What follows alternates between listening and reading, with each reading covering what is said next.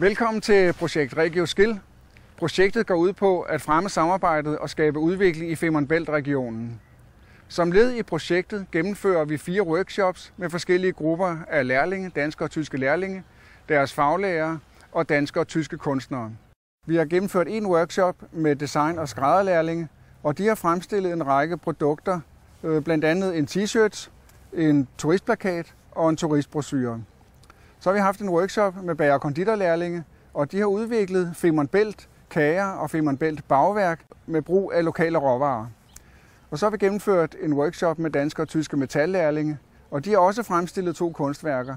Det ene kunstværk er sat op ved Masnedø-fortet ved Vordingborg, og det andet kunstværk er sat op i byen Burg i Tyskland.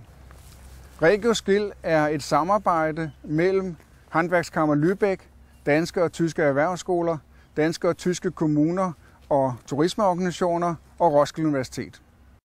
Vi er nu i gang med workshoppen med snedker-tømrerlærlinge, og de er ved at udvikle og fremstille 2 kunstværker. Det ene kunstværk er en frise, som skal sættes op i Nakskovs nye svømmehal, og det andet kunstværk består af 5 gæs, som kommer til at svæve over søen Kellersee i byen Eutin i Tyskland.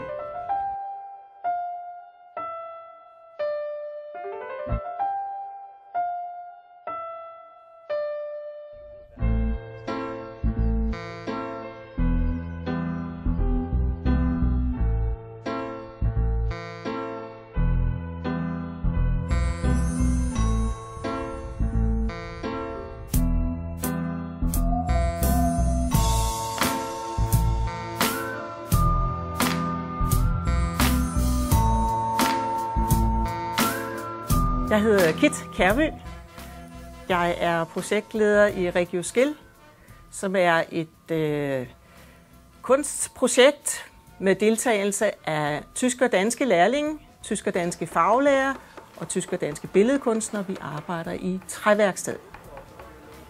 Wir möchten gerne, dass die jungen Auszubildenden, das sind die Handwerker von morgen, und wir wollen sie gerne mit der europäischen Idee und dem erweiterten Arbeitsmarkt gerne zusammenbringen.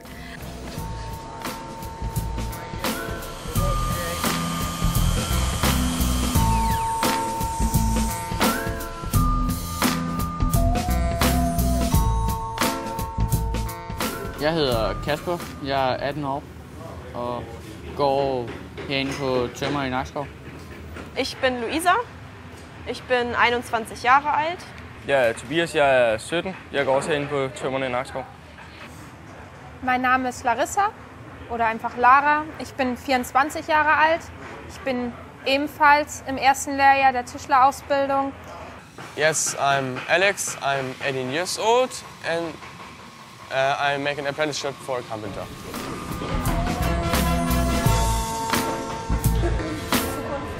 Zukunft.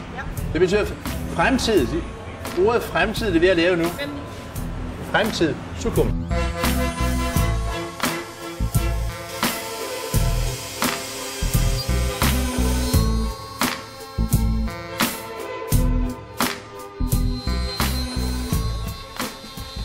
Jeg er ved at indfarve nogle af de her kasser med linolie.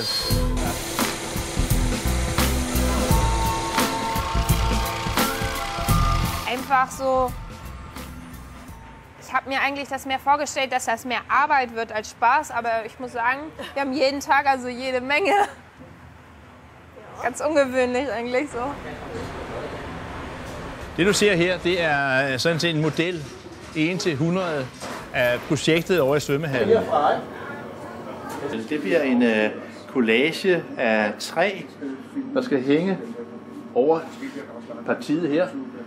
Og der laver vi en frise hele vejen rundt, bestående af de der kasser, du lige har taget billeder af. Og de kommer som en collage hele vejen hen langs med væggen. Det bliver et billede på omkring 11-12 meter, vi arbejder ud fra, ikke? Ja, jeg synes, det er meget spændende at få lavet. Og så at det kommer op og hænge et sted, hvor man ved, at det kommer til at hænge et stykke tid. Så. Ja, det er det samme, sådan, når man kommer med ens børn dernede, så hænger de om 20 år stadigvæk, og så kan man sige, at det er far lavet, eller mor, ikke? Så det finder jeg. Altså det vi har fået lavet, det er, at vi har fået lavet de her kasser her. I løbet af den tid, vi var nede i Tyskland, på grund af det var nemmest. De havde alle maskinerne til det og sådan noget.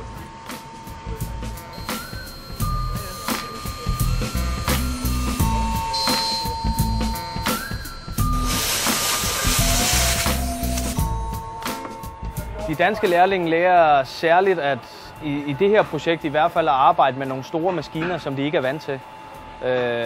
Og det blev vi introduceret for nede i Tyskland. Det er jo det, der er med dansk og tysk. Man har hver sin måde at gøre det på. Så det er jo det, man lærer hinanden, at der er flere muligheder end bare den ene, man plejer at gøre det med. Das Beste für mich war bisher, dass ich vor allen Dingen den Dänen helfen konnte, da sie ja die Maschinen, die wir hatten, nicht kannten. Und wir ihnen auch mal so zeigen konnten, wie wir arbeiten, dass es halt anders ist als bei denen. Vi har godt nok nogle strikse regler i forhold til her i Danmark.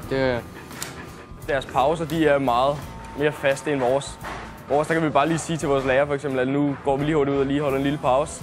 Der har de deres eget tidspunkt, hvor de holder pause, og ikke udenfor eller noget som helst.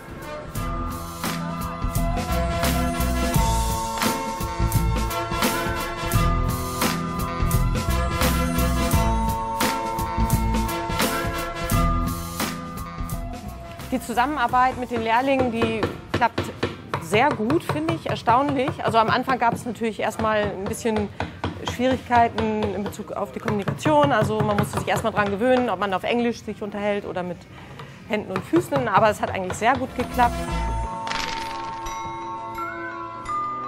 Aber immerhin. Ja.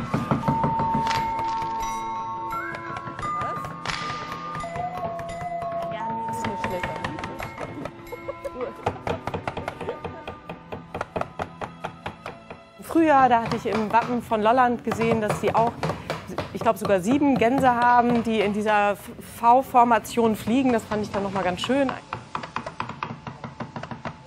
Die sind bekannt für ihren Zusammenhalt, für ihre Gemeinschaft.